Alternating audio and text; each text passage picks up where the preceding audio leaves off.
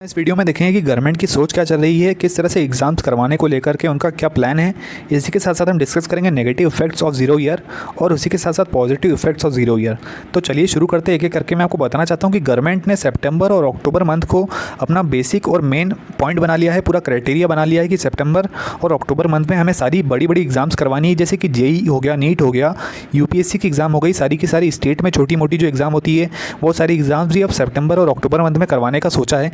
इसी के साथ साथ मैं आपको बता दूं कि जो गवर्नमेंट के इंटरव्यूज़ होते हैं पीएससी के थ्रू, जितनी भी गवर्नमेंट नौकरियां लगती है तो उसके थ्रू जितने भी इंटरव्यूज़ होते हैं वो भी सारे गवर्नमेंट ने सितंबर और अक्टूबर मंथ में रखे हैं। तो कहीं ना कहीं गवर्नमेंट को लग रहा है कि सितंबर और अक्टूबर मंथ तक सारी जितनी भी समस्या है सॉल्व करने का उन्होंने ठान लिया है। और उनका पूरा मानना है कि सितंबर मंथ में हम सेफली सारे बच्चों के एग्ज़ाम्स ले लेंगे और किसी भी तरह से किसी भी बच्चे को कोई भी परेशानी नहीं आएगी एग्ज़ाम देने में। तो ये है गवर्नमेंट की थिंकिंग। अब मैं आपको बताता हूँ कि नेगेटिव पॉइंट्स क्या होंगे अगर ज़ीरो ईयर डिक्लेयर हो जाता है तो नेगेटिव पॉइंट्स क्या क्या होंगे। सबसे पहला तो नेगेटिव पॉइंट आपका कैरियर का पूरा एक साल जो होगा वो पूरी तरीके से बर्बाद हो जाएगा। देखिए ज़ीरो ईयर की डेफिनेशन क्या है, सबसे पहले हमें वो समझना चाहिए। तो ज़ीरो ईयर क्या होता है कि आपका जो एकेडमिक ईयर होता है, जब एकेडमिक ईयर स्टार्ट हो जाता है, क्लासेस लगने लगती है तो हम उसे बोलते हैं एकेडमिक ईयर स्टार्ट हो चुका है। पर जिस ईयर वो क्लासेस नहीं लगती और पूरा ईयर जब स्क्रैप कर दिया जाता है, डिलीट कर दिया जाता है, तो उस ईयर को हम काउंट करते हैं एज अ ज़ीरो ईयर। तो कई बच्चे बोल रहे थे कि सर ज़ीरो ईयर डिक्लेयर कर देना चाहिए।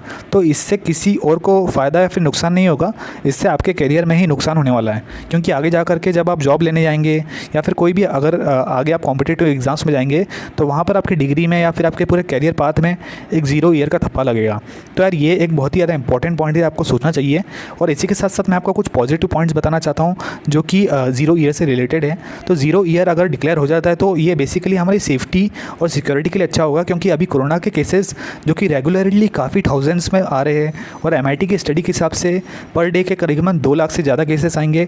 और दूसरी स्टडीज़ भी हुई है तो उसके हिसाब से भी सितंबर मंथ में पीक आने वाला है, सेकंड पीक आने वाला है कोरोना का।